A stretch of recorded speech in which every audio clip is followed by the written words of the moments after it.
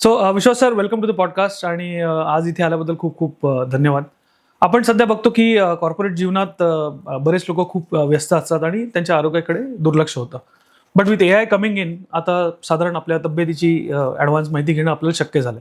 तर हे आपल्याला किती फायद्याचं आहे हे प्रॉब्ली आपण या चर्चेत थोडंसं विल टेक इट अप.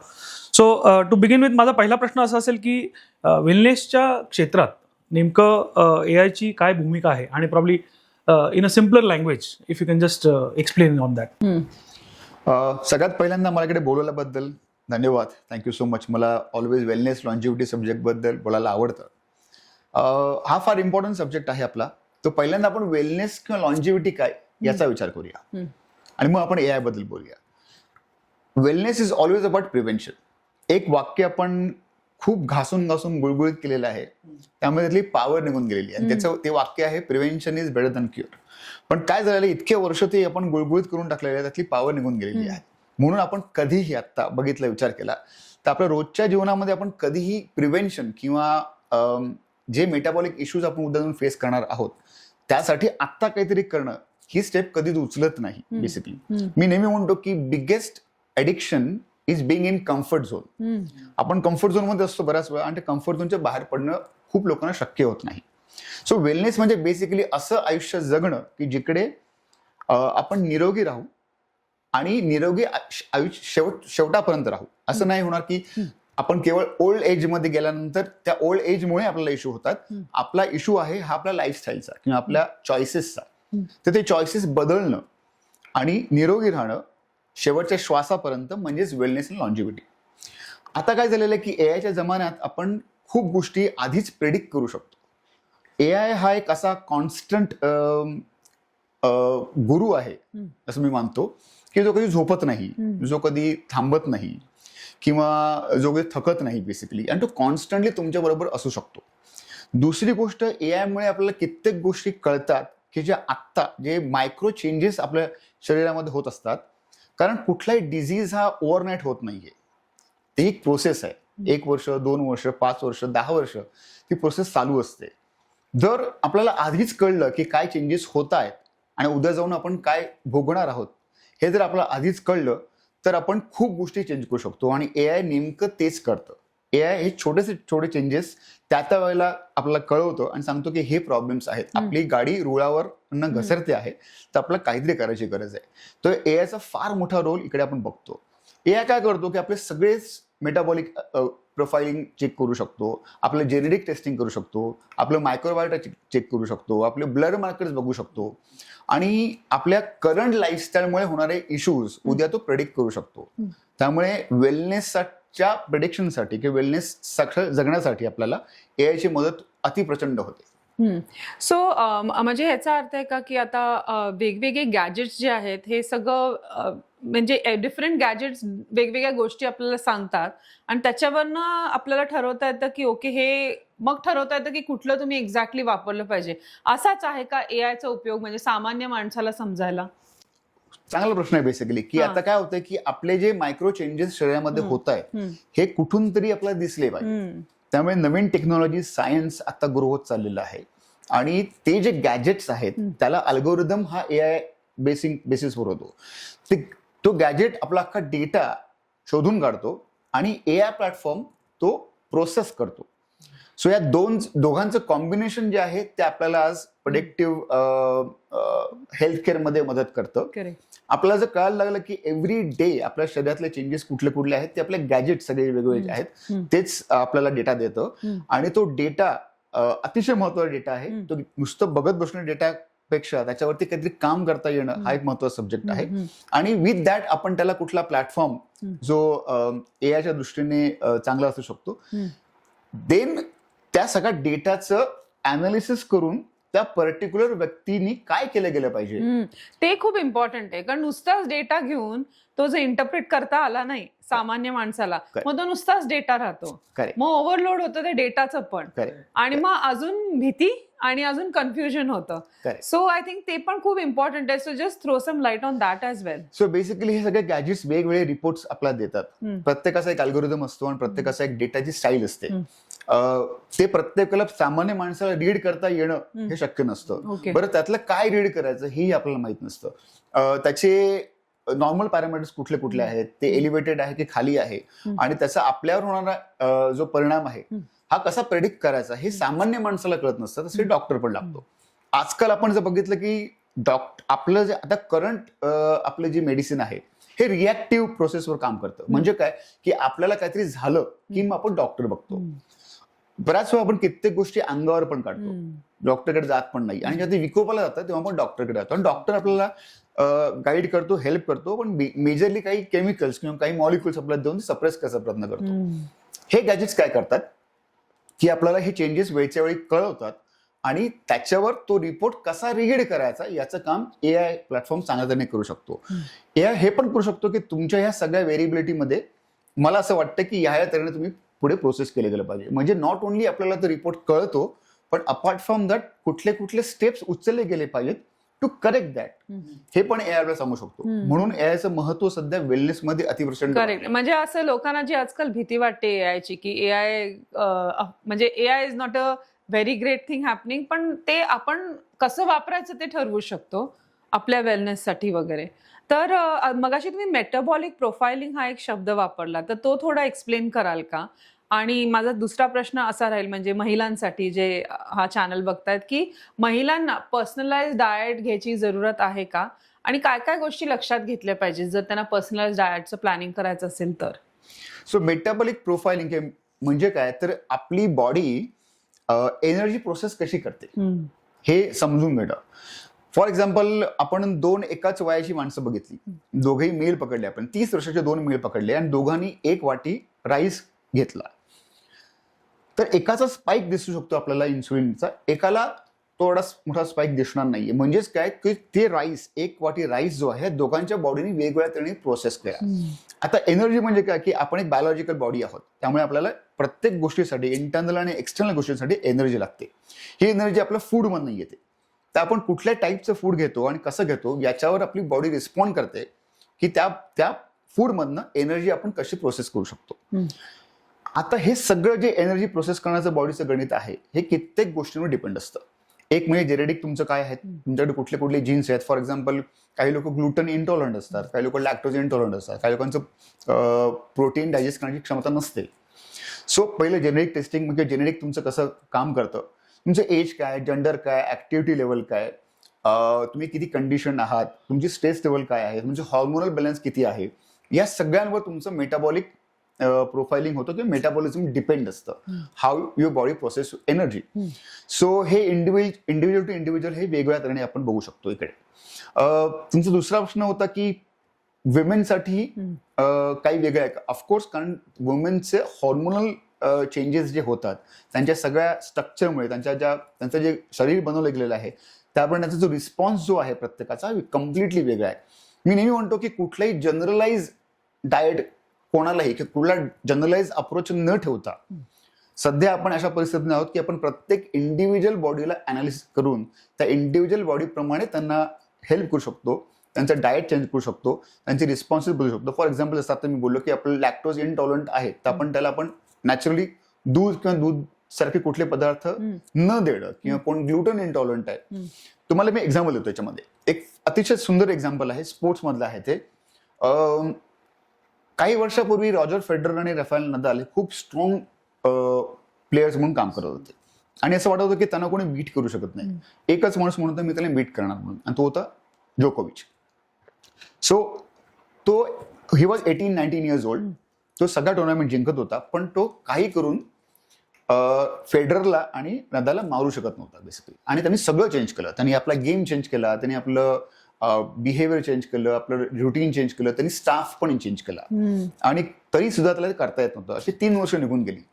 तेव्हा त्याला कोणतरी बोललं की तू जेनेटिक टेस्टिंग कर, आणि तिकडे त्याला कळलं की तो लॅक्टोज आणि ग्लुटन इंटॉलरंट आहे. ओके. आणि त्यांनी फक्त तो एक स्मॉल चेंज केला त्यावेळेला, आणि त्यांनी त्या गोष्टी अवॉइड करण्यास सुरुवात केली. त्याची मेंटल क्लॅरिटी खूप इम्प्रूव्ह झाली आणि स्टार्टेड बीटिंग दी स्टॉलवर्ड्स.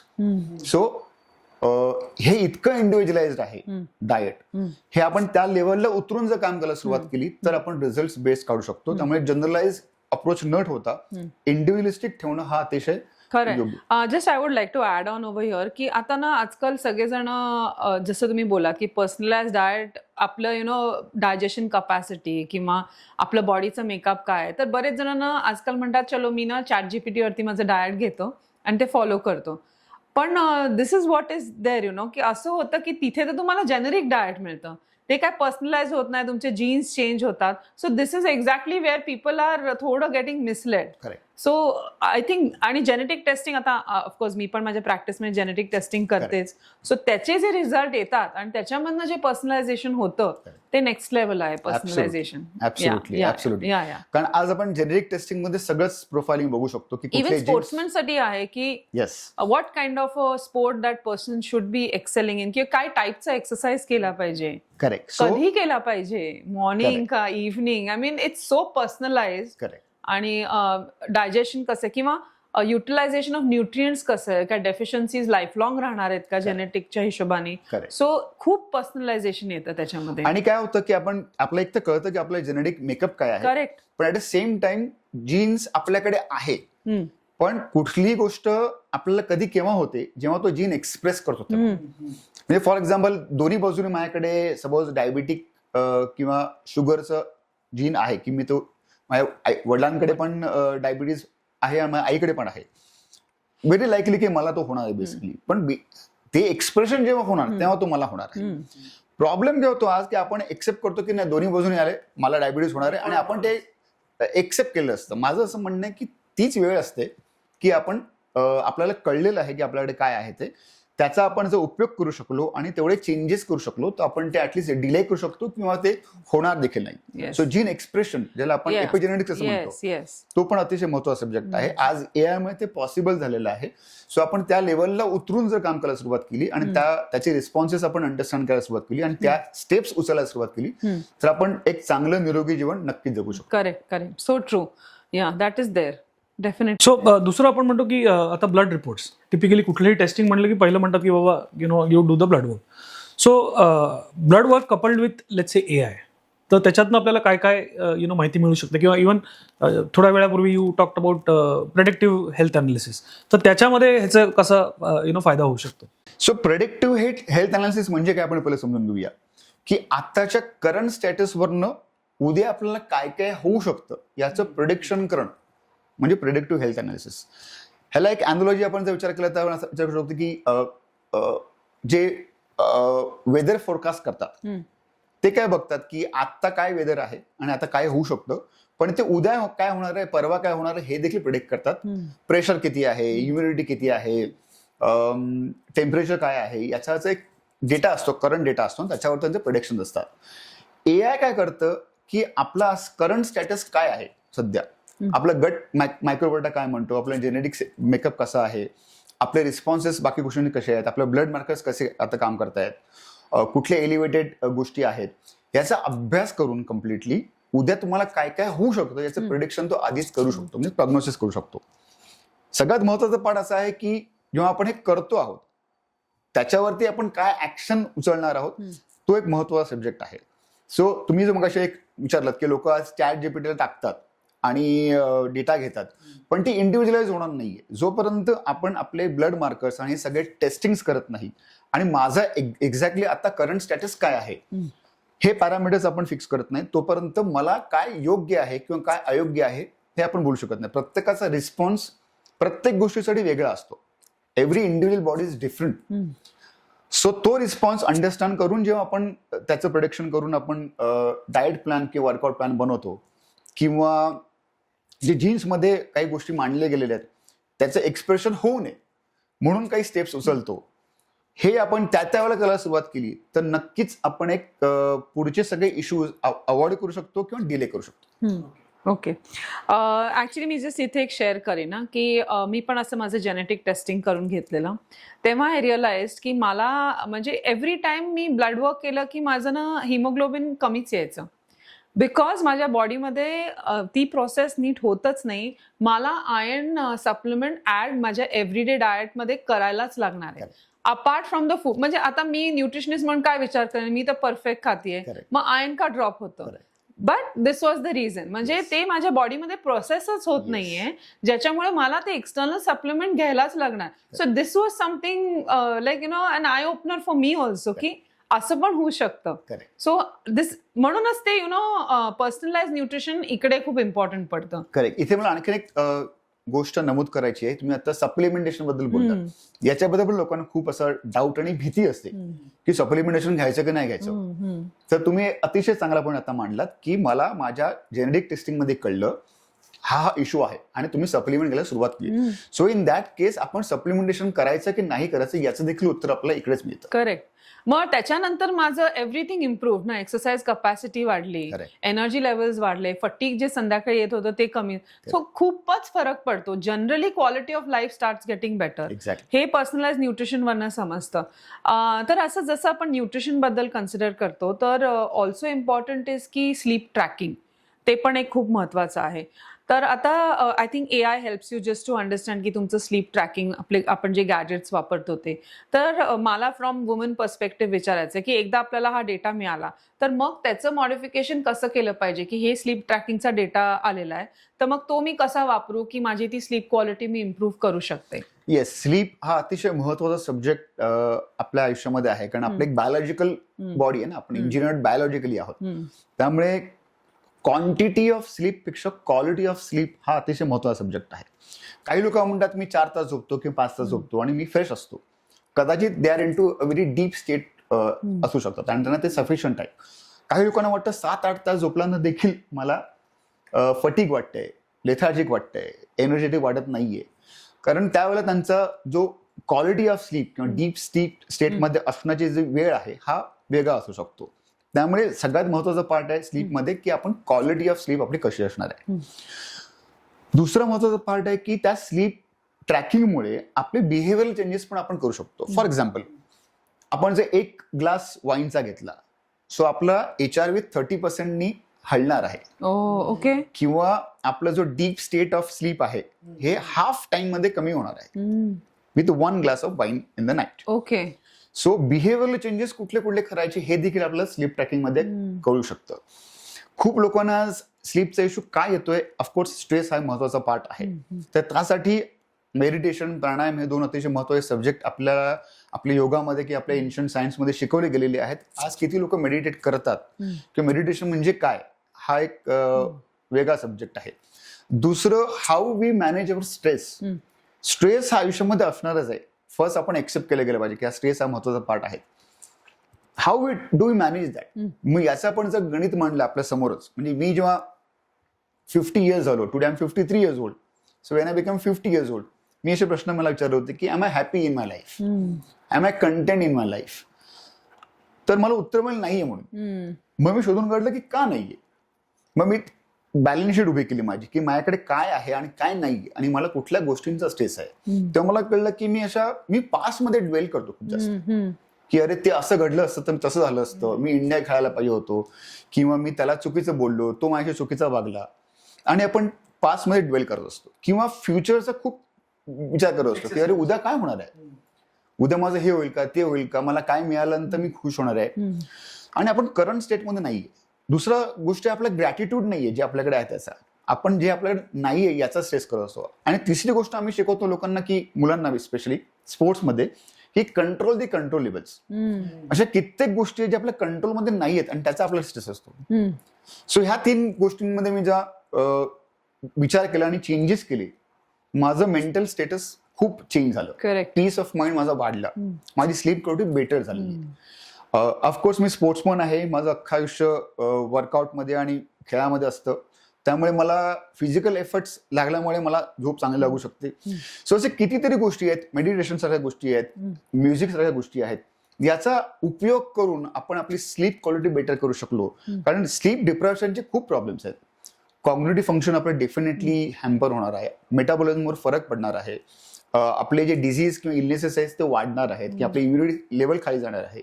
त्यामुळे स्लीप हा अतिशय महत्वाचा सब्जेक्ट. आम्ही स्पोर्ट्समध्ये म्हणतो की sleep is the best recovery process.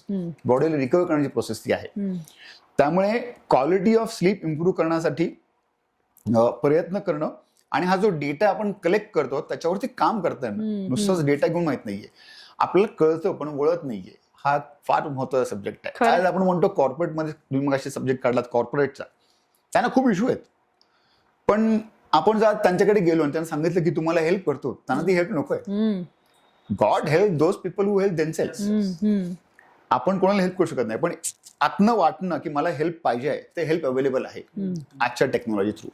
पण आता असं होतंय ना की जोपर्यंत रिझल्ट स्क्यूड येत नाही, म्हणजे काहीतरी चुकलंय आपलं ब्लड वर्क मध्ये, काहीतरी मेजर अलार्मिंग आलंय, तोपर्यंत लोक, म्हणजे मी माझ्या प्रॅक्टिसमध्ये बघते, मग येतात आमच्याकडे की आता हे असं अलार्मिंग दिसतंय, म्हणून मग आता मला I have to start looking after myself. हे खूप व्हायला लागलंय. म्हणूनच एआयचा डेटा अतिशय महत्वाचा आहे. हो. मगाशी मी बोललो की बऱ्याच वेळा आपण खूप गोष्टी अंगावर पण काढतो आणि ते जेव्हा विकोपाला जातात ना, तेव्हा आपण डॉक्टरकडे पळायचा प्रयत्न करतो. मी जेव्हा एका आयुर्वेदिक कंपनीवर काम करत होतो 2 वर्षापूर्वी, तिकडे ते हार्टवर काम करतात आणि डायबिटीजवर काम करतात आणि त्यांचे हॉस्पिटल्स आहेत आणि 300 क्लिनिक्स वगैरे आहेत. मोठी कंपनी आहे. तिकडे जेव्हा मी त्यांच्या हॉस्पिटलला व्हिजिट करायचो for consultation on exercise basis, की एक्सरसाइज कुठल्या टाईपचा गेला पाहिजे, तर तिकडे मी बघितलं की ते पेशंट्स एका अशा लेवलला पोहोचलेले आहेत की तिकडनं रिटर्न करणं खूप डिफिकल्ट आहे. त्यांना चालता येत नाहीये, त्यांचं इजेक्शन फ्रॅक्शन 20% पोहोचलेलं आहे, त्यांचं ओबेसिटी वाढलेली आहे, त्यांची जॉईंट पेन्स उद्भवतात. मला प्रश्न पडतो की तुम्ही ह्या लेवलला पोहोचलात कसे? जेव्हा फर्स्ट चेंजेस घडले असतील तेव्हा तुम्ही काय ऍक्शन घेतली नाही? कारण मी म्हणतो की बॉडी तुम्हाला सिग्नल देत असते. आपण बरं असं म्हणतो ना की जिम मध्ये अचानक कोणतरी हार्ट अटॅकने गेला किंवा अचानक यंग होता तो हेल्दी होता तो अचानक गेला, असं अचानक कधी होत नाही असं मला वाटतं. आपलं आयुष्य ऑन अँड ऑफ बटनासारखं नसतं. आपल्याला सिग्नल्स बॉडी देत असते आणि आपण ते सिग्नल अवॉइड करत असतो, बघत नसतो आणि म्हणतो की मला काय होणार नाही, मी ओकेच आहे आता. आणि तसं मगाशी बोललो की कम्फर्ट झोनच्या बाहेर पडून काहीतरी वेगळं करणं आणि प्रिव्हेंशन म्हणून काम करणं, इथे आपण कम्फर्ट झोन सोडत नाही. म्हणून या ठिकाणी एआयचा आपल्याला उपयोग करून घ्यायला पाहिजे. हे जे गॅजेट्स आहेत, ही जी इन्फॉर्मेशन आपल्याला मिळते, हे जे मायक्रो चेंजेस आपण ऑब्झर्व करतो आहोत, ते ऑब्झर्व करून तसे चेंजेस लाईफस्टाईलमध्ये आणणं, मग ते कॉग्निटिव्ह असतील, फिजिओलॉजिकल असतील, ऍक्टिव्हिटी लेवल असतील किंवा आपल्या न्यूट्रिशनला असतील, हे करणं म्हणजेच लॉन्जिव्हिटी आणि वेलनेसवर काम करणं. Correct that's so true. So आता आपण थोडंसं म्हणजे going a step back, sleep tracking आणि ह्याच्याबद्दल बोललो होतो, तसं गॅजेट्स जे आहेत they provide you multiple other analysis किंवा multiple other options. So typically sleep म्हटलं की probably it can be combined with your HR, म्हणजे हार्ट रेट आपण जे म्हणतो. तर ह्या दोघांमध्ये काय कम्पॅरिझन आहे किंवा लेट्स से काय सिमिलॅरिटी आहे, और probably from the tracking point of view what all should be consider? Very good.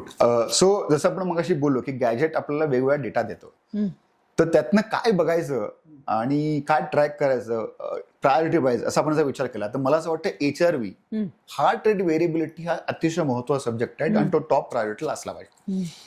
ना what is heart rate variability? Basically की आपलं जो हार्ट बीट होतं हे मेट्रोनॉम प्रमाणे बीट होतं, पण तिकडे स्मॉल टायनी चेंजेस टाइम मध्ये होतात बीटिंग मध्ये. म्हणजे 2 बीटच्या मधला जो टाइम जो असतो हा कमी जास्त होत असतो प्रत्येकाला, त्याला हार्ट रेट व्हेरिएबिलिटी असं म्हणतात. हा टाइम पिरियड जितका जास्त म्हणजे व्हरायटीमध्ये असेल तितकंच आपलं हार्ट बेटर फंक्शन करतं युजली. हे जेव्हा कमी होतं तेव्हा body in the stress, he autonomous nervous सिस्टमचा आपला पार्ट आहे. तर जेव्हा बॉडी खूप हेल्दी स्टेटमध्ये असतं तेव्हा तो रिदम जो असतो आपल्या हार्ट रेटचा तो मॅनेज करायचा प्रयत्न करत असतो आणि that's called heart rate variability. जेव्हा बॉडी स्ट्रेसमध्ये असते, क्रॉनिक इन्फ्लेमेशनमध्ये असते किंवा स्लीप डिप्रायव्ड असते, ह्या ठिकाणी आपला हार्ट रेट व्हेरिएबिलिटी फरक पडतो आणि त्याचं व्हेरिएबिलिटी कमी होते, which is in bad state. So HRV हा बघणं कंटिन्युअस बेसिसवर हा एक महत्वाचा सब्जेक्ट आहे. दुसरं रेस्टिंग हार्ट रेट पण आपल्याला बघितलं पाहिजे की रेस्टिंग हार्ट रेट म्हणजे काय, की आपण काही काम करत नाही आहोत, नुसते शांतपणे बसलेलो आहोत, त्यावेळेला माझं हार्टबीट किती होत आहे, की मला जेवढं ब्लड पंप करायचं, की जेवढी ब्लडची मला गरज आहे बॉडीमध्ये, ते किती हार्टबीट मध्ये मिनिटाला मिळते मला. म्हणजे फॉर एक्झाम्पल आपण रॉजर फेडररचा विचार केला तर तो 45 त्याचा होता रेस्टिंग हार्ट रेट. युजली लोकांना 70-72 असतो. जसं मगाशी मी बोललो की जे हॉस्पिटलमध्ये मी काम करत होतो तिकडे लोकांचं 80-90 असायचा. तो का? कारण त्या कंडिशन मेडिकल कंडिशन मध्ये पोहोचलेले होते. हार्टचं रेस्टिंग हार्ट रेट काय इम्पॉर्टंट आहे की आपल्या हार्टची क्वालिटी काय आहे आता यामधलं, तो किती स्ट्रॉंग आहे किंवा ते वीक आहे. म्हणजे मला x amount of blood pumping करायला कमी बीट्स लागतात म्हणजे मी बेटर कंडिशन मध्ये आहे. जेव्हा मला जास्त बीट्स लागतात तेव्हा मला काहीतरी प्रॉब्लेम आहे, I to cardiovascular problem. So resting heart rate आपला कसा आहे त्याच्यावर आपलं कंडिशन पण ठरतं की माझं फिटनेस किंवा माझं करंट रिस्पॉन्स कसा आहे सगळं. सो लेसर द बेटर, म्हणजे जेवढं कमी असेल तेवढं जास्त चांगलं. म्हणजे दॅट सेज की your heart is in a much better condition. For example मला 5 लिटर ब्लड पाहिजे एका मिनिटाला, ते आपण 100 बीटनी करायचं की 50 बीटनी करायचं हे हार्ट ठरवतं. जेवढा हार्ट स्ट्रॉंग बनणार आहे ना तेवढं तो एकाच वेळेला जास्त ब्लड पंप आउट करू शकतो, ज्याला आपण स्ट्रोक व्हॉल्यूम असं म्हणतो. जेवढं जास्त ब्लड पंप आउट करू शकतो तेवढं आपला बीट्स कमी लागणार आहेत. राईट. ब्लड जर कमी पंप आउट करता आलं म्हणजे इजेक्शन फ्रॅक्शन आपलं कमी झालं तर आपलं जास्त हार्ट रेट लागतील, जास्त बीट्स लागतील तेवढं ब्लड पंप आउट करण्यासाठी. बरोबर आहे. सो आपण कंडिशन होतं म्हणजे काय, आपण एनर्विक फिट होतं म्हणजे काय. हार्ट आपला कार्डियक मसल आहे. जसं मला बायसेप माझा ग्रो करायचा आहे, टुडे सपोज माझा बायसेप 14 इंचाचा आहे, तो मला 15 इंचाचा करायचा आहे, तर मला काय करावं लागणार की मला माझ्या ट्रेनिंग प्रोग्राममध्ये प्रोग्रेसिव्ह ओव्हरलोड द्यावा लागेल. म्हणजे मी आज 25 केजीनी करतो, मला 27 केजीनी करावं लागेल, मग मला 30 केजीनी करावं लागेल. Similarly we have to train our heart and lung and challenge enough so that ते अडॅप्ट करतील नवीन लोड. काय होतं जेव्हा मी लोकांना सांगतो की मी रनिंग करायला सुरुवात करा, नाही सर मला धाप लागते. धाप लागते म्हणजेच प्रॉब्लेम आहे तुम्हाला, म्हणजेच तुमचं हार्ट आणि लंग इफिशियंटली काम करत नाहीये. सो जेव्हा तुम्ही त्याला प्रोग्रेसिव्ह ओव्हरलोड मध्ये द्याल तेव्हा तो स्ट्रॉंग बनायला सुरुवात होईल आणि तो बेटर फंक्शनिंग करेल आणि तो मग आपला रेस्टिंग हार्ट रेट वाढेल, कमी होईल आणि that would be better condition body आपण बघू शकतो. युजली पण ह्यांचं ऍथलीट्सचं कमीच असतं ना. करेक्ट. सो त्याला ऍथलीट्स हार्ट पण म्हणतात. बऱ्याचदा त्यांचं लेफ्ट व्हेंट्रिकलचं जे हायपरट्रॉफी जी होते ती बिकॉज ऑफ तो एरोबिक लोड ते घेत असतात कंटिन्युअस बेसिसवर, त्यामुळे हार्ट मसल स्ट्रॉंग बनतो आणि त्यामुळे तो लॉंगर ड्युरेशन रन पण करू शकतो आणि बेटर कार्डिओव्हास्क्युलर रिस्पॉन्स ठेवू शकतो. तिसरा महत्वाचा पार्ट मला असं वाटतं की जसं आपण मग स्लीप बद्दल बोललो, तर स्लीप ट्रॅकिंग करणं आणि स्लीप आर्किटेक्चरवर काम करणं की काय कसं झालंय, क्वालिटी ऑफ स्लीप किती होती, काय झालं, हा एक तिसरा महत्वाचा पार्ट आपण गॅजेट कडनं बघू शकतो. चौथा आपलं ऍक्टिव्हिटी लेवल कशी आहे.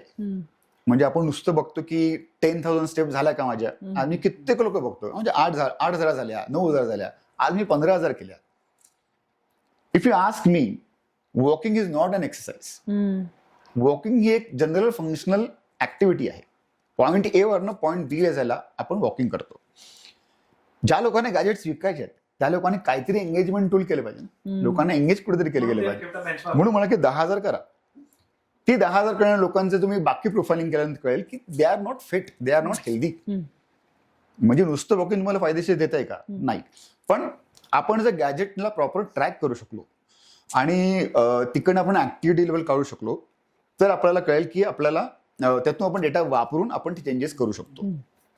आणखीन एक महत्वाचा पार्ट आहे गॅजेटकडे घेण्याचा, तो म्हणजे आपलं ऑक्सिजन लेवल, की आपलं ऑक्सिजन कॅपॅसिटी आपण किती आहे आता.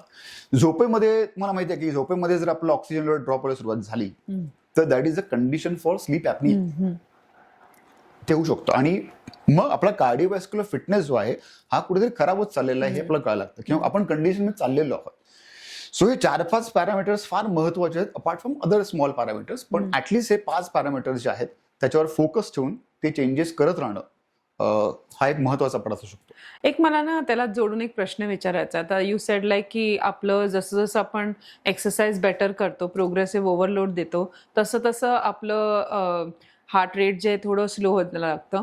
तर एखाद्या सामान्य माणसाला हेच बेटर करायचं आहे तर तुम्ही असं गुरुमंत्र काय सांगाल? म्हणजे what will you want to tell a person की आता खूप हाय आहे, मे बी 80 आहे बीट्स पर मिनिट, तर त्याला जर हळूहळू कमी करायचं, 72 बीट्स पर मिनिट जनरली आपण कन्सिडर करतो की हेल्दी आहे, तर तेहून किंवा त्याच्याहून खाली, तर मग कसं केलं पाहिजे? एखाद्या सामान्य माणसाला करायचंय ते, तर what will be your protocol for it? So जेव्हा आपण एक्सरसाइज किंवा फिटनेसची गोष्ट करतो तेव्हा there are various parameters of exercise और फिटनेस.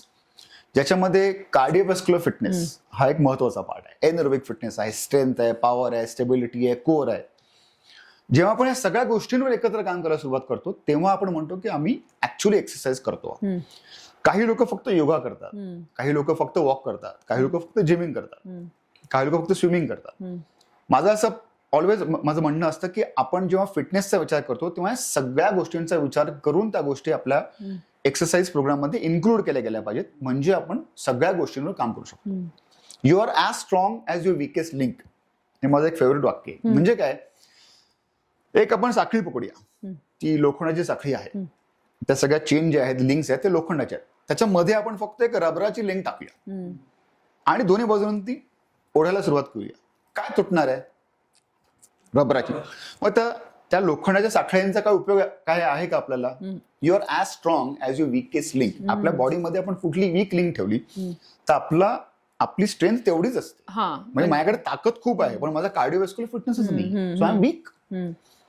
किंवा मी रन करू शकतो 42 किलोमीटर्स पण मला ताकदच नाही माझ्याकडे. सो हा जो पार्ट आहे ना, की कित्येक लोक आपल्या कम्फर्ट प्रमाणे काम करतात. आपल्याकडे वॉकिंग कम्युनिटी आहे, ते तुम्ही ज्यांचे वॉक बघाल त्यांच्या कम्फर्ट झोन मध्ये राहून ते वॉक करत असतात. त्यांना चॅलेंज करावं लागेल की प्रोग्रेसिव्ह ओव्हरलोड तिकडे पण द्यावं लागेल. फॉर एक्झाम्पल जर मी आज 30 मिनिटांमध्ये 4 किलोमीटर वॉक करतो आहे तर मला 30 मिनिटांमध्ये 4.5 किलोमीटर वॉक करण्याची सवय लागली पाहिजे. 30 मिनिटांमध्ये मी 5 किलोमीटर गेलो पाहिजे किंवा मग 30 मिनिटात 40 मिनिटं गेले पाहिजे. वॉक न करता आपण 2 मिनिटं रन करूया आणि 3 मिनिटं वॉक करूया, मग परत 2 मिनिटं रन करूया, 3 मिनिटं वॉक करूया, असं करत रनिंग ऍस्पेक्ट्स वाढवला पाहिजे. तिकडे आपण स्टेप्स चढणं चालू केले गेले पाहिजे. आपण cycling, swimming, stepping, climbing, running अशा सगळ्या वेगवेगळ्या ऍक्टिव्हिटीज आहेत त्या इन्कॉर्पोरेट केल्या गेल्या पाहिजेत. जेव्हा आपण स्वतःला चॅलेंज करू तेव्हाच बॉडीमध्ये अडॅप्टेशन होतात आणि तेव्हाच आपण पॉझिटिव्ह अडॅप्टेशन मध्ये तो ग्रो होऊ शकतो. जसं मगाशी मी बोललो की बायसेपचं उदाहरण दिलं की मला प्रोग्रेसिव्ह ओव्हरलोड केल्यानंतर त्याची स्ट्रेंथ वाढणार आहे. आज आपण काय करतोय की आपल्या करंट लाईफस्टाईल मध्ये मी राहतोय एक पहिल्या मजल्यावर, मला खाली जायचंय तरी मी लिफ्टचं बटन दाबणार आहे, म्हणजे मला खाली जायचं, मला वर पण जायचं नाहीये. सो सिम्पल गोष्ट की मी रोज चढून घरी जाणार की आज मी रोज 10 मध्ये चढणार फक्त आणि खाली उतरणार. As simple as that. किंवा मी आज बाजारात चाललेलो आहे तर 2 व्हीलर न करता चालत जाणार. ह्या स्मॉलेस्ट गोष्टी आपण करायला सुरुवात केली. प्रत्येकाला आपल्याला जिमच हिट केली पाहिजे का? तर गरज नाहीये. आपण छोट्या छोट्या गोष्टी आणि छोटे छोटे चेंजेस जरी करू शकलो तरी आपण खूप मोठे मोठे चेंजेस आपण आयुष्यामध्ये आणू शकतो. तर small change make a big difference in life. So this is how we can actually incorporate few things in cardiovascular fitness. So आता ह्याच्यामध्ये आता you probably gave 3 or 4 things की जे आपण टिपिकली ट्रॅक केलं म्हणजे HRV झालं, रेस्टिंग हार्टबीट झालं, तुमचं स्लीप पॅटर्न झालं आणि इतर. पण माझा प्रश्न असा राहील की ह्या ॲज यू सेड की not every individual is the same. So हे जे पॅरामीटर्स आहेत ह्याचं ट्रॅकिंग मेकॅनिझम जे आहे does it change as per your age? As you grow old probably the parameters change or the way it should be tracked ते change होतं, असं काही आहे का? तुम्हाला मजा माहित आहे की बऱ्याच वेळा आपली बॉडी ना ही कॉन्स्टंट स्टेटमध्ये असते युजली. मगाशी आपण मेटाबॉलिझमचा किंवा विचार केला तर मेटाबॉलिझम खरंच फार चेंज होतं का एज प्रमाणे? सो हायेस्ट मेटाबॉलिझम जेव्हा एक जन्मलेल्या मुलाचं असतं तिकडनं त्याचं काही प्रमाणामध्ये ते कमी जातं. पण मजा माहिती आहे का की वयवर्ष 20 पासून वयवर्ष 50 पर्यंत आपल्या मेटाबॉलिझम मध्ये जास्त फरक पडत नाही. मग तो जो फरक दिसतो की 30 नंतर माझं पोट दिसायला लागलंय, माझं फॅट पर्सेंट वाढायला लागलेलं आहे, ते आपल्या लाईफस्टाईलचा प्रकार असतो majorly. Okay. Metabolism as a rule change होत नाहीये. 60 to 90 मध्ये ते 70% कमी होतं. सो वयाप्रमाणे ते फरक पडत जातो. पण एक महत्वाचा पॉइंट काय आहे की जे काही आपलं क्रोनॉलॉजिकल वय आहे ते तुमच्या जन्माप्रमाणे. For example today I am 53 years old. My body could be 55-60 years old, 70 years old, or it could be 45-40 years old. My body age. Biological age. So माझं बायोलॉजिकल एज हे आपलं कमी ठेवणं हे आपल्या हातामध्ये आहे. ओके. त्यामुळे जरी वय वाढत गेलं तरी आपण आपल्या हॅबिट्स जर आपण मेंटेन करू शकलो in terms of food, in terms of stress, in terms of sleep, in terms of exercise programme, लोक म्हणतात की आता वय झालं माझं, आता मग कुठे एक्सरसाइज करू. इनफॅक्ट जसं आपलं वय वाढतं आपली एक्सरसाइजची गरज वाढत जाते. जर मला आयुष्यभर मोबाईल राहायचंय, इंडिपेंडंट राहायचंय, मला कशावरही डिपेंडन्सी ठेवायची नाहीये, ना मेडिकल ट्रीटमेंट, ना मेडिसिन, ना फॅमिली मेंबरवर, तर मला आत्तापासून त्या गोष्टीवर काम करण्यास सुरुवात करणं आणि ते चेंजेस करत जाणं हा महत्वाचा पार्ट आहे. Of course age, genetics, activity level हे तुम्हाला तुमचे पॅरामीटर्स बदलत देणार आहे आणि तो डेटा तुम्हाला तिकडे दिसणार आहे. सो तो अंडरस्टँड करून तेवढे चेंजेस करत राहणं हे आपलं काम आहे. जसं तुम्ही एजचं बोललात ना, तसंच मेल फिमेल मध्ये असं काही फरक आहे का, आणि महिलांनी कुठल्या गोष्टींचं जास्ती लक्ष दिलं पाहिजे? गॅजेट्सचा आता डेटा आला तर कुठल्या गोष्टीकडे त्यांनी जास्ती लक्ष दिलं पाहिजे? 100% डिफरन्स आहे, कारण दोघांचंही जे हॉर्मोनल बॅलन्सेस असतात किंवा रिस्पॉन्स असतो कम्प्लिटली वेगळा आहे. भारतामध्ये जो मला सगळ्यात मोठा प्रॉब्लेम महिलांमध्ये दिसतो तो म्हणजे सार्कोपेनिया. सार्कोपेनिया म्हणजे काय की आपल्याकडे मसल मासच नाहीये, आपलं जे काय वेट आहे हे सगळं फॅटचं वेट आहे. आज किती बायका जाऊन तिकडे वेट उचलतात जिम मध्ये रेग्युलर बेसिसवर. आज पीसीओडी, पीसीओ सारख्या गोष्टी इतक्या कॉमन का झालेल्या आहेत? आज mobility, strength, stability, body composition याचा इम्पॅक्ट केवढा झालेला आहे फिमेल बॉडीवर. मला असं वाटतं सगळ्यात पहिली गोष्ट जी केली पाहिजे ती म्हणजे त्यांनी वेट बेअरिंग एक्सरसाइज करायला सुरुवात केली पाहिजे. वेट बेअरिंग एक्सरसाइजने काय होणार आहे? पहिली गोष्ट म्हणजे सार्कोपेनियाला आपण मॅनेज करणार आहोत. आज एक्सेस फॅट पर्सेंट प्रॉब्लेम आहे का? आहे, पण त्याच्यापेक्षा मोठा प्रॉब्लेम लेस मसल मास आहे. मसल मास नाहीये हा मोठा प्रॉब्लेम आहे.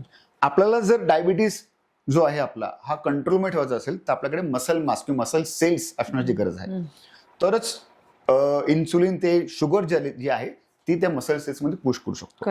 इट इज लाईक की आपण छोट्या गाडीमध्ये मोठं इंजिन टाकलं तर ते जास्त फ्युएल कन्झ्युम करणार आहे. आपण मसल मास वाढवायला सुरुवात केली तर नॅचरली आपलं बेझल मेटाबॉलिक रेट वाढणार आहे, त्यामुळे आपलं फॅट डिपॉझिशन कमी होणार आहे, आपलं HbA1c कंट्रोल होईल, आपलं ब्लड प्रेशर कंट्रोल होईल. सगळ्यात महत्वाचं पार्ट आपण जेव्हा बघतो की जसं वय वाढतं ना 70% लोकांना फिमेल्सना ऑस्टिओआर्थरायटिस होतो.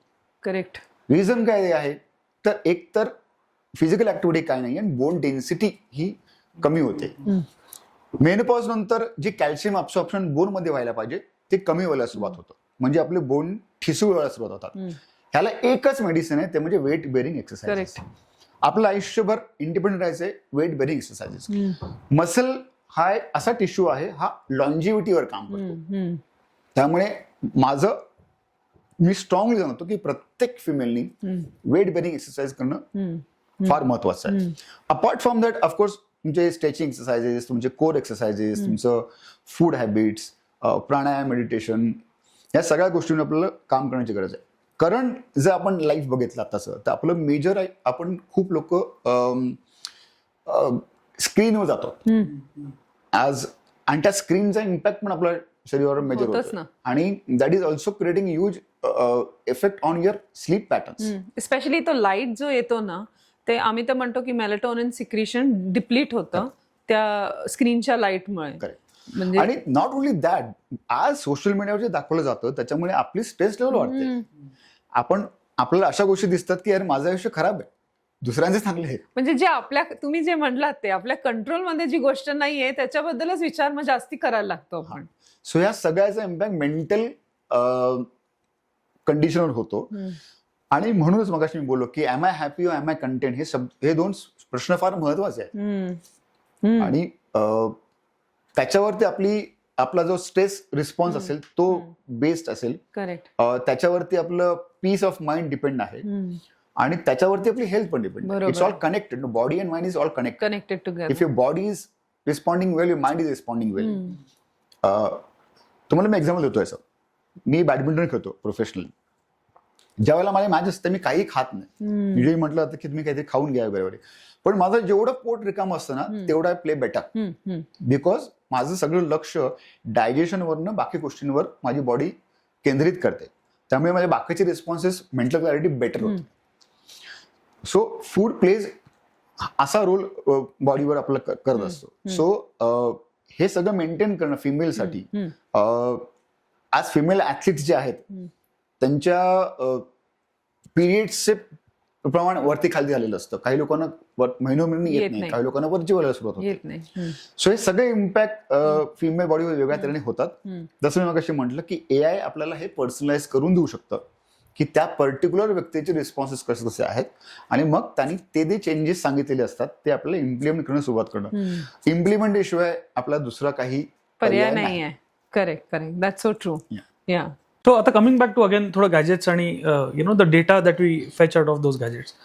तर काय काय आपण चेक करायला पाहिजे पॅरामीटर्स हे तर तुम्ही सांगितलंच, पण लेट्स से ते पॅरामीटर्स माझ्याकडे तो डेटा पर्टिक्युलर आला आणि I just put or take a help of AI and plan a diet chart for myself. तर ते कितपत बरोबर आहे का? You should ideally be consulting a professional nutritionist and so on. एआयने जरी आपल्याला बऱ्यापैकी डेटा दिला तरी पर्सनलाइज अप्रोच ठेवणं हे केव्हाही चांगलं असेल. मग ते न्यूट्रिशनिस्ट असेल किंवा स्ट्रेंथ अँड कंडिशनिंग कोच असेल किंवा मेंटल कंडिशनिंग कोच असेल किंवा डॉक्टर असेल फॉर दॅट मॅटर. जी लोक आज काही डॉक्टर्स पण म्हणतात की आज आम्ही वेलनेस लॉन्जिव्हिटीवर काम करायचा प्रयत्न करतो आहोत. आज गव्हर्नमेंटनी पण सांगितलेलं आहे की तुम्ही you are not doing enough, you are only reactive to a disease.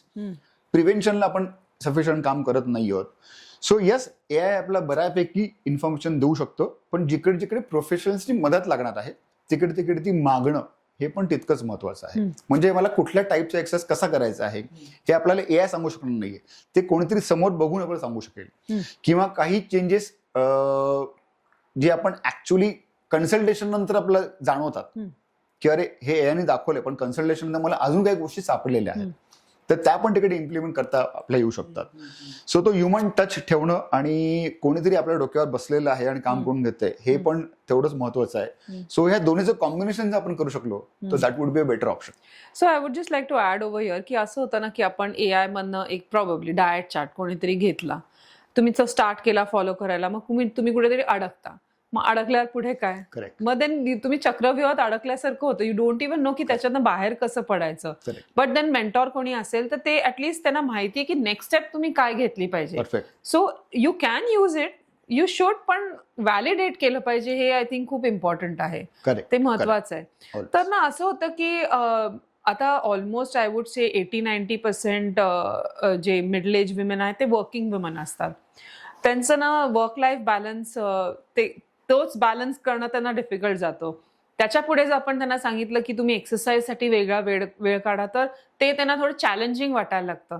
तर अशा वेळेला असं सोपं सहज त्यांना काय करता येईल असं तुम्ही रेकमेंड कराल की वर्क लाईफ बॅलन्स पण राहील, हेल्दी पण राहतील, लाईफस्टाईल पण मेंटेन राहील? सो वर्क लाईफ बॅलन्स हा जो कॉन्सेप्ट आहे ना, मला असं वाटतं हा थोडासा ओल्ड कॉन्सेप्ट आहे.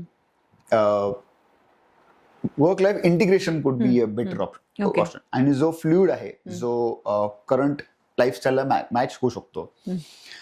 वर्क लाईफ बॅलन्सच्या नावाखाली आज आपण जेनझींचं खूप लोकांचं बघतो की ते त्यांना वाटतं की आपल्याला काम करणं म्हणजे आपण वी आर वेस्टिंग वर टाइम आणि माझं मेजर वर्क माझ्यासाठी दिला गेला पाहिजे. सो त्यापेक्षा हे जे इंटिग्रेट आपण करू शकलो एकत्र, दॅट वुड बी बेटर. आता आपल्याला आयुष्यामध्ये प्रायोरिटी ठरवली पाहिजे. ठीक आहे, आज मला कामामुळे माझ्या हेल्थकडे मी लक्ष देऊ शकत नाहीये, हे फार इझी एक्सक्यूज आपण देऊ शकतो आणि तिकडनं पळू शकतो. मगाशी म्हणालो की आपण कम्फर्ट झोन मध्ये आहोत. सकाळी उठतो, काही गोष्टी करतो, ती गाडी पकडतो, तर ऑफिसला जातो, ते काम करतो, परत येतो, काय आणि कुठली ऍक्टिव्हिटी आपण करतो ती ऍक्टिव्हिटी करतो. So it's become a comfort zone for us. आपले न्यूरल पाथवेज तिकडे सेट झालेले आहेत. ही न्यूरल प्लास्टिसिटी जर चेंज करायची असेल तर आपल्याला या कम्फर्ट झोनच्या बाहेर पण कमी करायची असेल. माझी प्रायोरिटी हेल्थ आहे का? ज्या दिवशी आपल्याला आज आपल्याला खूप प्रॉब्लेम आहेत, आज फायनान्शियल प्रॉब्लेम असतील, पर्सनल असतील, काही इश्यू असतील, आज आपला हेल्थ प्रॉब्लेम तसा दिसत नाहीये समोर आलेला, पण ज्या दिवशी आपल्याला हेल्थ प्रॉब्लेम होतो त्या दिवशी तो बिगेस्ट प्रॉब्लेम असतो. सगळं मागे पडतं, रिलेटेडच हे बाकीचे सगळे प्रॉब्लेम आपलं. बिकॉज तो मलाच फेस करायचा ना, मला दुसरं कोणी हेल्पच करू शकत नाहीये. आज आपलं 76 to 78 ऍव्हरेज लाईफ स्पॅन आहे इंडियामध्ये. आपला हेल्थ स्पॅन किती आहे याचा आपण विचार केला गेला पाहिजे. सो आपली प्रायोरिटी आपण सेट करणं हा महत्वाचा पार्ट आहे की येस, माझी हेल्थ ही माझी प्रायोरिटी असायलाच पाहिजे, मला काहीही असू दे. आज तुम्ही जर फॉरेन कंट्रीमध्ये गेलात तर लोक तिथे रात्री 10 वाजता, 11 वाजता, 12 वाजता पण जिममध्ये दिसतात. कोणतरी धावतंय, कोणतरी पळतंय, कोणतरी जिम करतंय after finishing the workout. So इधर सकाळी इधर संध्याकाळी इधर ड्युरिंग युअर ऑफिस टाइम, की ऑफिस फिटनेस पण होऊ शकतो, की दर काही वेळाने आपण उठून चालणं, ऑफिसची लिफ्ट न वापरता स्टेअरकेस वापरणं, थोडेसे स्ट्रेचिंग एक्सरसाइज तिकडे करणं, घरी आल्यावर एक 15 मिनिटं 20 मिनिटं 30 मिनिटं जेवढा वेळ मिळू शकतो तेवढा वेळ देऊन त्या तऱ्हेचे एक्सरसाइज करणं, हे विमेननी करणं फार गरजेचं आहे. कारण त्या विमेनची हेल्थ इतकी महत्वाची आहे त्या घरामध्ये. आणि दुसरी गोष्ट, उद्या मला असा प्रश्न विचारायचा आहे की आपल्याला असं वाटतं की आपली मुलं ही दीर्घायुष्य असली पाहिजेत. हे प्रत्येकाची इच्छा असते ना, की माझी मुलं, त्यांना कुठले प्रॉब्लेम नसावेत, त्यांची हेल्थ चांगली असावी, त्यांना फायनान्शियल इश्यू नसावेत. ते कोणाकडून शिकणार आहेत? ते काय बघतायत आपल्याकडे की माझे आई वडील काहीच करत नाहीयेत. किंवा आपण कुठलं एक्झाम्पल सेट करतो आता. आज माझा मुलगा 10 वर्षाचा लहान आहे. माझी इच्छा आहे की तो जेव्हा 20व्या वर्षी होईल, आज तो क्रिकेट खेळतो, जेव्हा 20व्या वर्षी होईल त्याची मी विकेट काढणार. म्हणजे काय, आजपासून 10 वर्षांनी जेव्हा तो 20 वर्षाचा होईल, मी एवढा फिट असायला पाहिजे की त्याची मी विकेट काढू शकतो. असे गोल्स आपण सेट केले गेले पाहिजेत की मला आयुष्यभर हेल्दी राहायचं. हेल्थ हा माझी फर्स्ट प्रायोरिटी आहे, मग माझी फायनान्शियल प्रायोरिटी आहे, आणि मग माझ्या बाकीच्या गोष्टी आहेत. हे आपण जर प्रायोरिटी सेट केल्या की मग आपण एक्सक्युजेस देणं बंद करू. मग आपोआप वेळ काढताच येतो, कारण मग तिथे आपण- तुम्हाला लक्ष द्यायचंय ना, म्हणजे ते तुमचं इम्पॉर्टंट पार्ट ऑफ लाईफ होऊन जातोय. करेक्ट. बरोबर तो आहे. आपण देणं ते आपण देणारच आहोत तिकडे. हो. आणि किती वेळ द्या, 15 मिनिटं द्या, 20 मिनिटं द्या, 30 मिनिटं द्या. आज मला नाही मिळालं तर उद्या करतो मी, सकाळी नाही मिळालं तर मी संध्याकाळी करतो, संध्याकाळचं मिस झालं मी सकाळी करू शकतो, मधल्या वेळेत माझं मिळेल तर मधल्या वेळेत मी करू शकतो. सो त्याला प्रायोरिटी आपण द्यायला सुरुवात केल्यानंतर आपण वेळ नक्कीच काढू शकतो. कारण मला माहिती आहे की मी जर नाही केलं तर मी अजून मोठ्या प्रॉब्लेम मध्ये अडकणार आहे. करेक्ट. आणि ते मला फेस करायचंय. मग ते मेडिकल बिल्स आले, तो तर एक पार्ट आहे, तो इन्शुरन्स आजकाल कव्हर करतं, पण जो होणारा त्रास आहे तो तर आपण अवॉइड करू शकणार नाही. Correct correct. सो ह्याला जोडून मला विचारायचंय, तुम्ही म्हणालात की वेट बेअरिंग एक्सरसाइजेस करणं इम्पॉर्टंट आहे, स्पेशली वुमन. तर आता सपोज जिमला जाणं अगदी पॉसिबल नसेल, एक तास काढता आला नाही, जे वर्किंग वुमन असतात त्यांना थोडं ते डिफिकल्ट जातं, तर अशा वेळेला तुम्ही काय थोडेसे एक 2-4 पॅटर्न सजेस्ट कराल का, की हे केलं तरीही वेट बेअरिंग एक्सरसाइज होऊ शकतात? करेक्ट. सो आपण बॉडी वेट एक्सरसाइजेस असंही करू शकतो. आपण स्कॉट्स, लंजेस, वॉकिंग लंजेस, स्टेपअप्स, एका स्टूलावर जाऊन उभं राहणं, खाली उतरणं, अशा गोष्टी करू शकतो. पाठीवर काहीतरी बॅग लावून त्याच्यावर थोडंसं आपण अजून वेट वाढवू शकतो. काही गॅजेट्स मिळतात आपल्याला, लाईक थेराबँड सारखी गोष्ट असते, TRX सस्पेन्शन असतात, पुलअप बार असतो. या छोट्या छोट्या गोष्टी आज बाजारात मिळतात, त्या गोष्टी वापरू शकतो. थेराबँड जर आपण वापरले तर अप्पर बॉडी सगळे एक्सरसाइज आपण करू शकतो. ज्याला रेजिस्टन्स असतात वेगवेगळ्या टाईपचे, लेवल ए पासून लेवल 5 पर्यंत तिकडे वेगवेगळ्या टाईपचे रेजिस्टन्स बँड असतात. आपण ते वापरू शकतो. आपण जिने चढू शकतो, आपण रनिंग करू शकतो, आपण स्विमिंग करू शकतो. जे अवेलेबल आहे आता त्या सगळ्या गोष्टींचा आपण वापर करून घरच्या घरी देखील इफेक्टिव्हली चांगला एक्सरसाइज प्रोग्राम आपला रन करता येईल. Correct correct. सो हे सहज शक्य आहे, म्हणजे एक 20 मिनिटं जरी त्यांनी काढली आणि वेट बेअरिंग एक्सरसाइजेस केले तरी पण त्यांना ते पॉसिबल होत. नक्कीच शक्य आहे. Okay okay. तर आता कॉर्पोरेट लाईफमध्ये आपण आता अजून असं बघतो की म्हणजे टिपिकली कॉर्पोरेट लाईफ म्हणलं की it is more of a काय म्हणतात डेस्क जॉब किंवा सिटिंग जॉब, किंवा आता probably there is a terminal in current days की sitting is the new smoking असं म्हणतात. सो ह्या सगळ्या गोष्टींची काळजी घेण्यासाठी किंवा लेट्स से टू हॅव, जसं मी आता मध्ये म्हणाल की यू शुड हॅव मध्ये मध्ये थोडेसे ब्रेक्स घेतले पाहिजेत, तर असा काही त्याचा सेट पॅटर्न आहे का? Probably let's say half an hour after your done with a job किंवा 1 hour after your done with a job थोडंसं 15 मिनिटं जाऊन फिरून आलं किंवा go and sit in some quiet place with some kind of exercise, तर असं काही सेट पॅटर्न आहे का? सो ह्युमन बॉडी ना जी बनवली गेलेली आहे ती ऍक्टिव्हिटीसाठी बनवली गेलेली आहे. आपलं सिटिंग, जसं मी बोलला, सिटिंग इज नेक्स्ट स्मोकिंग, आणि त्याचे इम्पॅक्ट खूप जास्त आलेले आहे. आज जिम्सची आणि फंक्शनल ट्रेनिंगची गरज का लागते? माझ्या आजीला का लागत नव्हती ती? कारण माझ्या आजीला जगण्यासाठीच इतक्या गोष्टी कराव्या लागत होत्या तिला. मग ते कचरा काढणं असेल, ते उखळ असेल, जातं असेल, ह्या सगळ्या गोष्टी, किंवा विहिरीतनं पाणी काढणं असेल, तर या फिजिकल ऍक्टिव्हिटी ऑलरेडी ते लोक तसे करत होते, जगण्यासाठीच त्यांना त्या गोष्टी कराव्या लागत होत्या. आज मॉडर्न लाईफस्टाईल मध्ये झालं काय, अनफॉर्च्युनेटली आपण बसून डेस्क जॉब करतो. बसल्यावर काय होतंय की already sitting is a stress on the body, पहिली गोष्ट म्हणजे. ओके, काही वेळाबद्दल ठीक आहे, पण नंतर जेव्हा आपण त्या पर्टिक्युलर पोझिशनमध्ये लॉंगर पिरियडसाठी बघतो, तेव्हा आपण एकतर आपले जॉईंट्स पर्टिक्युलर म्हणजे फ्लेक्शनमध्ये किंवा त्या अँगलमध्ये खूप वेळ असतात, त्यामुळे ते मसल्स वीक व्हायला सुरुवात होते. ह्याचा स्ट्रेस आपल्या मानेवर, पाठीवर, गुडघ्यांवर व्हायला सुरुवात होतोय. त्यामुळे अर्गोनॉमिक्स नावाचा एक महत्वाचा प्रकार इकडे आपण बघतो, की मी कसं बसणार, की मी बसताना माझं पाय कुठे असले पाहिजेत, माझी पाठ कशी टेकली गेली पाहिजे, माझे शोल्डर कुठे पाहिजेत, माझे एल्बो कसे असायला पाहिजेत, माझा जो डेस्क आहे ह्याची हाईट किती असायला पाहिजे, मी खाली बघून काम करणार आहे की वर बघून काम करणार आहे, हे किती वेळ काम करणार आहे. सो अर्गोनॉमिक्स, ऑफिस अर्गोनॉमिक्स नावाचा एक प्रकार असतो.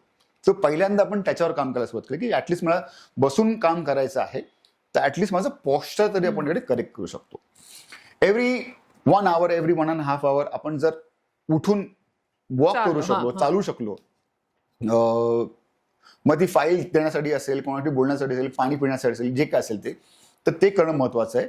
ड्युरिंग दिस पिरियड ऑल्सो आपण काही स्ट्रेचिंग एक्सरसाइज करू शकतो का? आपण काफ स्ट्रेच केला, आपण आपली बॅक स्ट्रेच केली, आपण कॉर्डसेप स्ट्रेच केले, आपण थोडेसे जॉईंट इकडे तिकडे हलवले, मोबिलिटीवर थोडंसं काम केलं, आपण नेक जी अशी कंटिन्युअस आहे ती सरळ करायचा प्रयत्न केला, आपण आपल्या पोस्चरल बॅक मसल्सवर थोडंसं काम केलं, तर हे देखील आपण एक करू शकतो. आणि जसं मी म्हणालो की आपण त्या ऑफिसमध्ये जर लिफ्ट न वापरता बाकी गोष्टी आपल्याला सुरुवात केली तर त्याचा इम्पॅक्ट पण होऊ शकतो. सो असा जर आपण नीट करायला सुरुवात केली, आणि ऑफकोर्स ह्याला कॉम्प्लिमेंट म्हणून थोडे स्ट्रेचिंग आणि मोबिलिटी एक्सरसाइज घरी जाऊन करणं हा पण तेवढाच इम्पॅक्टफुल एक्सरसाइज असू शकतो.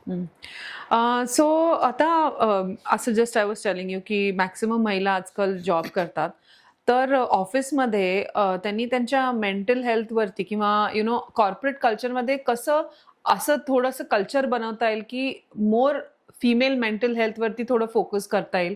कारण तुम्ही म्हटलात तसं की stress is very important factor, ज्याच्यामुळे हेल्थ अफेक्ट व्हायला लागते, आपल्या हार्ट रेटमध्ये फरक दिसायला लागतो. तर हे मेंटल हेल्थ खूप इम्पॉर्टंट आहे. तर त्याच्यासाठी काय असे स्टेप्स कॉर्पोरेट घेऊ शकतात किंवा महिला स्वतःसाठी काय करू शकते या कॉर्पोरेट लाईफमध्ये? आता हा पण ना खूप इंडिव्हिज्युअलिस्टिक अप्रोच आपल्याकडे असू शकतो, कारण प्रत्येकाचे जे प्रॉब्लेम्स आहेत ना हे त्यांच्यासाठी फार मोठे आहेत. सो आपण आपले इश्यूज आणि आपले प्रॉब्लेम्स कसे टॅकल करतो, त्याला कुठल्या पद्धतीने घेतो, हा एक फार महत्वाचा सब्जेक्ट आहे. मगाशी आपण जसं बोललो की बऱ्याच वेळा आपला जो स्ट्रेस आहे हा फिजिकल त्या मोमेंटचा नसतो, त्या मोमेंटरी नसतो, हा आपण बऱ्याच वेळेला ओव्हर थिंकिंगमुळे झालेला पण इश्यू आहे. ओव्हर थिंकिंग हे महिलांमध्ये जास्त होतं पुरुषांपेक्षा, आणि अशा गोष्टी ते इमॅजिन करतात की ज्या आता नाही आहेत, पण त्या डोक्यात चालू असतात की असं घडलं तर तसं घडलं तर. सो मला असं वाटतं की आपल्याला ना आयुष्यामध्ये मेंटॉर लागतो. मी म्हणतो की सगळ्यात मोठा मेंटॉर कोण, ते श्रीकृष्ण होता. जेव्हा सगळं हल्लेलं होतं आणि जेव्हा लोक ना कळत होतं काय करायचं, तेव्हा तो तिकडे उभा राहिला आणि त्यांनी ते सगळं गाईड केलं. तसंच आपल्याला प्रत्येकाला आपल्या आयुष्यामध्ये वेगवेगळ्या स्टेजला मेंटॉरशिप लागतं किंवा मेंटॉर लागतो, जो आपल्याला त्या सगळ्यातनं बाहेर काढतो. ही हेल्प मागणं ही पहिली स्टेप आपण घेतली पाहिजे. करेक्ट. आपण काय करतोय, आपण हेल्पच मागत नाही सध्या, कमी लेखतात. म्हणजे मला कोणाची हेल्प घ्यायची गरज आहे, म्हणजे काहीतरी प्रॉब्लेमच आहे त्याच्याशी मी हेल्प नाही घेतली पाहिजे. सो प्रोफेशनल हेल्प आपण घ्यायला गेलो तर वाटतं की मी काही वेडा आहे का, पण केवळ वेडा असणं म्हणजेच प्रोफेशनल हेल्प आहे का, तर तसं नाहीये. माझ्या डोक्यामध्ये खूप गोष्टी चाललेल्या आहेत आणि त्याचं बर्डन वाढत चाललेलं आहे, त्याचा इम्पॅक्ट माझ्या मेंटल हेल्थवर होतोय, फिजिकल हेल्थवर होतोय, माझ्या अप्रोचवर होतोय, निगेटिव्हिटीवर होतोय, म्हणजे फॅमिलीवर पण होतोय. तर त्यासाठी पहिली ती हेल्प मागणं, की मला हेल्पची गरज आहे हे पहिलं अंडरस्टँड करणं आणि ती हेल्प मागणं ही पहिली स्टेप उचलली पाहिजे. मग तो हेल्प फ्रेंडकडनं असेल, प्रोफेशनलकडनं असेल, आई वडिलांकडनं असेल, कोणाकडनं असेल. सो त्या ठिकाणी जी व्यक्ती आपल्याला योग्य वाटू शकते त्यांच्याशी बोलणं आणि आपल्या मनातल्या गोष्टी बाहेर काढणं. बऱ्याच वेळा ते बर्डन आतमध्ये आहे आणि ते बाहेर काढायची गरज असते. मी मला सांगतो, तुम्हाला मी काही वर्षापूर्वी असं वाटत होतं की अरे मला छान वाटत नाहीये, I am not feeling good about my life, आणि मला उत्तर मिळत नव्हतं की काय करायचं, कसं करायचं. आणि त्यावेळेला माझे तेव्हा एक डॉक्टर होता, त्यांना मी ट्रेन करत होतो.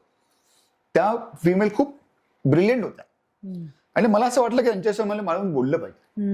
मग ते म्हणाले तू ये तिकडे आणि आपण गप्पा मारूया. 6 ते 8 मी वेळ काढलेला असतो असंच गप्पा मारा लोकांची. So I went there and spoke to her for 2 hours आणि माझ्या मनातल्या सगळ्या गोष्टी बाहेर काढल्या. त्यांनी मला मोठा पर्स्पेक्टिव्ह दिला नाही की तू हे कर किंवा हे करू नकोस, असं काही मला जज केलं नाही किंवा कोणी सांगितलं नाही. पण त्यांनी त्यांचे एक्सपिरियन्सेस सांगितले की त्यांनी आयुष्याकडे कसं बघितलं, त्यांचे प्रॉब्लेम त्यांनी कसे टॅकल केले, आत्ता त्यांचा अप्रोच कसा आहे आयुष्याकडचा. सो त्या गोष्टीमधनं मला काय मिळालं तर एक तर मला बोलल्यामुळे मला सगळं बाहेर पडलं होतं आणि दुसरं मला एक वेगळे पर्स्पेक्टिव्ह मिळाले. मला रिअलाइज झालं होतं की मला हेल्पची गरज आहे, म्हणून मी कोणासमोर तरी व्यक्त झालो आणि त्याच्याकडनं मला खूप गोष्टी शिकायला मिळाल्या नकळतपणे. सो हा एक्सेप्टन्स ठेवणं हा महत्वाचा पार्ट आहे. मगाशी जसं मी बोललो की आपण ग्रॅटिट्यूड नाही आहेत आपल्याकडे, की माझ्याकडे आज मी ऍपलचा फोन वापरतोय, माझ्याकडे गाडी आहे, माझ्याकडे चांगला मुलगा आहे, माझ्याकडे चांगलं घर आहे, आयुष्यभर मला आईवडिलांनी एक चांगलं शिक्षण दिलेलं आहे, असं कितीतरी गोष्टी आहेत की ज्याचा आपल्याला ग्रॅटिट्यूड किंवा थँक्स आपण त्याला दिले पाहिजेत. तर ते न बघता माझ्याकडे काय नाही आहे याच्याकडे आपण बऱ्याच वेळा बघत असतो की माझ्याकडे नाहीये आणि हे मिळालं तर मला आनंदी होणार आहे. मी नेहमी म्हणतो की if you want to be happy, you are happy right now or you will never be happy. कारण हॅपी स्टेट ही मेंटल स्टेट आहे. मटेरियलिस्टिक गोष्टींमध्ये आपल्याला प्लेजर मिळणार आहे, पण true happiness will never will get it. So तो true happiness कुठे मिळतो मला हा शोधून काढणं. तिसरं मला हे पण वाटतं काय होतं की बऱ्याच वेळा आपली आवड आणि आपण जे काम करतो ते दोन वेगळ्या गोष्टी असतात. आपण मित्रांना भेटणं बंद केलेलं असतं. आज आपण मेसेज करतो, कोणाचे फोन उचलून बोलत पण नाही. आपल्या हॉबीज आपण गुंडाळून ठेवलेल्या असतात बाजूला. सो त्या गोष्टी ज्या गोष्टीमध्ये मला आवड आहे, आज मी बॅडमिंटन का खेळतो, कारण मला बॅडमिंटन हे मेडिटेशन वाटतं. 3 दिवस वीक डेज मधनं आणि 1 दिवस रविवारी खेळणं, म्हणजे त्या कोर्टवर गेलं की मला जगाचा विसर पडलेला असतो, मला काही माहित नसतं. That give me tremendous amount of mental satisfaction. मग आपण असं शोधू शकतो का की बाबा मला ट्रॅव्हलिंग आवडतं, किंवा मला कुकिंग आवडतं, किंवा मला सिंगिंग आवडतं, किंवा मला इन्स्ट्रुमेंट शिकायची इच्छा आहे, किंवा मला पेंटिंग आवडतं, किंवा मला पिक्चर बघायला आवडतो, की वाटेल ते असेल. सो हे शोधून काढणं की मला कशामध्ये आनंद मिळतो, हे असं आपल्याला खूप जास्त रिलीव्ह करू शकतो. मित्रमैत्रिणींना भेटणं, म्हणजे गप्पा मारणं, हा वेळ सोशलाइज करणं हा एक महत्वाचा पार्ट असतो. म्हणजे इट्स नॉट अ वेस्ट. बऱ्याच लोकांना ना असं वाटतं की अरे मी तर टाइम वेस्ट करतोय हे करण्यात. Not at all. मी असं म्हणेन, सो आपला अप्रोच कसा की आज मी ही 4 कामं केली आहे माझी, म्हणजे आज माझा दिवस कारणीभूत प्रोडक्टिव्ह झाला. आज मी मित्रांना गप्पा मारला, मी आज टाइमपास केला नाही. ते मित्रांवर गप्पा मारणं देखील तुमचं प्रोडक्टिव्ह कामच आहे, because that is going to give you satisfaction in peace of mind. तर ते शोधून काढले गेलं पाहिजे. You hit the gym. Mental कंडिशनिंगच्या लोकांना, डिप्रेशन लोकांना सांगायचं जा आणि जिम मध्ये हिट करा, कारण तिकडे जे पॉझिटिव्ह हॉर्मोन्स सिक्रेट होणार त्यांनी तुमचा मेंटल सेटअप बदलणार आहे, पॉझिटिव्ह होणार आहे. सो अशा कितीतरी गोष्टी आहेत ज्या आपण करू शकतो आणि फार छोट्या आहेत, फार मोठ्या गोष्टी नाही, फारच छोट्या गोष्टी आहेत. पण माझं पहिलं म्हणणं की आपण डिनायल मोडमधून बाहेर पडून एक्सेप्टन्स मोडमध्ये गेलं पाहिजे. आणि मला हेल्पची गरज आहे आणि आपण हेल्प मागायला कुठेही कमीपणा ठेवला नाही पाहिजे. प्रत्येकाला हेल्प लागते. माझं रेप्युटेशन सोसायटीमधलं कमी होईल का, मी वीक दिसेन का लोकांमध्ये, वल्नरेबल वाटेल का, असा विचार न करता मला हेल्प पाहिजे, मी हेल्प मागणार. पण मग अशा वेळी आता जसं now that you given lot of examples, तर असं आपण म्हणू शकतो का की फिट असलेला माणूस इज मच मोर बॅलन्स, किंवा ही इज मेंटली पीसफुल किंवा शांत असतो तो? मी असं म्हणू शकतो. तर कारण काय होतं बऱ्याच वेळा की जेव्हा आपण फिट म्हणजे काय, तर आपण काहीतरी फिजिकल ऍक्टिव्हिटी करतो आहोत, आपण काहीतरी डिसिप्लिन आयुष्यामध्ये आणलेलं आहे, ह्या सगळ्याचा रिस्पॉन्स बॉडी पॉझिटिव्ह मॅनरमध्ये देते ना. आज कॉर्टिझॉल लेवल म्हणजे कमी झाली आणि पॉझिटिव्ह हॉर्मोन्स म्हणजे एंडोर्फिन वाढायला सुरुवात झाली, तर naturally I am feeling state of ecstasy. मला छान वाटते आणि मला छान वाटते म्हटल्यानंतर माझा अप्रोच आयुष्याकडे बघण्याचा हा पॉझिटिव्ह असणार आहे. म्हणजे इव्हन वाईट सिच्युएशन मध्ये देखील मी तो पॉझिटिव्ह बघणार आहे. प्रत्येक सिच्युएशन मध्ये प्रत्येक माणसामध्ये पॉझिटिव्ह निगेटिव्ह गोष्टी असतात. आपण कुठलीही गोष्ट पॉझिटिव्हली किंवा निगेटिव्हली घेऊ शकतो. मग कोण पॉझिटिव्हली घेतं आणि कोण निगेटिव्हली घेतं हा त्यांचा मेंटल स्टेटवर डिपेंड आहे. सो तुमचं फिजिकल ऍक्टिव्हिटी तुम्हाला चांगले हॉर्मोन सिक्रेट करून देणार आहे. तुमचं जे कम्युनिकेशन बॉडी मधले ते बेटर होणार आहे. You are feeling good about your body and being. Of course तुमचा अप्रोच हा पॉझिटिव्ह असणार आहे. तर तुम्ही कुठला स्पोर्ट अडॉप्ट करायला सुरुवात केली. आज लोक पिकल बॉल खेळतात, which is a good sign. आज पिकल बॉल हा चांगला गेम ग्रो झाला. अजय प्लेज पिकल बॉल आणि लव्स टू प्ले, खूप रेग्युलरली खेळतो. सो त्यांनी काय झालंय की at least you like it, right? When you go on the court, you look forward to go on the court, right? कारण दॅट गिव्स यू हॅपीनेस. आज मी जेव्हा स्पोर्ट्समन बघतो, माझ्या वयाचे 40-50 वर्षाचे लोक पण बघतो, त्यांच्या आयुष्याकडे बघण्याचा दृष्टिकोन कम्प्लिटली वेगळा आहे त्यांना सेडेंटरी लाईफस्टाईल पासून. कारण तो त्या एका छोट्याशा त्याच्या एका जगामध्ये आहे आणि त्यांनी हे फेस नाही केलेलं कधी. त्यांनी चॅलेंजेस बघितले नाहीये, त्यांनी लिडरशिप बघितली नाहीये, त्यांनी success highs and lows taste नाही केलेलं आहे. हा, लोज जेव्हा असतात, जेव्हा काही घडत नाहीये, परफॉर्मन्स होत नाहीये, तेव्हा कसं फाईट बॅक आम्ही करणार आहोत, हे सगळे जे गोष्टी आपण शिकतो आयुष्याकडनं, ते आपल्याला स्पोर्ट्समधनं, फिटनेसमधनं आणि फिट बॉडी आणि माइंडमधनं मिळतात. सो नॅचरली जर आपली बॉडी फिट आहे, माइंड चांगला आहे, न्यूरोप्लास्टिसिटी आपण चेंज केलेली. म्हणून मी नेहमी म्हणतो की कॉग्निशन जेव्हा कमी होतं, कॉग्निटिव्ह प्रॉब्लेम्स सुरू होतात बिकॉज ऑफ ओल्ड एज, तेव्हा काहीतरी नवीन शिका. गिटार शिकायला सुरुवात केली तर किती डोकं वापरावं लागणार तरी आपल्याला, किंवा एक नवीन गेम शिकायला सुरुवात केली आपण, किंवा नवीन कुठली गोष्ट होतं, आपलं सगळे neural pathways change. You keep yourself engaged. हा, सो त्यांनी पण माझा माइंड हा कंटिन्युअसली ऍक्टिव्ह राहतो आणि एंगेज राहतो, which will also give you a lot of satisfaction. Positive thinking पण होतं त्याने 100%. या किंवा अल्झायमर डिमेन्शिया हे जे आपल्याला अवॉइड करायचं असेल, you have to keep challenging. जसं मी मगाशी बोललो की आपण प्रोग्रेसिव्ह ओव्हरलोड होतो बॉडीला, तसंच ब्रेनला पण काहीतरी खाद्य द्यायची गरज आहे. So excellent. So Vishwas sir, I think you have given us lot of insight. Excellent insights आणि corporate wellness coupled with AI. तर हे यातलं महत्व तुम्ही सांगितलं आणि काय काय कुठले ठराविक patterns should be tracked in terms of analysis for individual, हेही तुम्ही सांगितलं. त्याच्याबद्दल व्ह्युअरशिपसाठी एक मेंटॉर म्हणूनच आज आपल्याला बऱ्याच गोष्टी सांगितलेल्या आहेत. Absolutely. Excellent. So thank you very much आणि खूप खूप धन्यवाद. Thank you so much. Thank you so much for having me here. Thank you.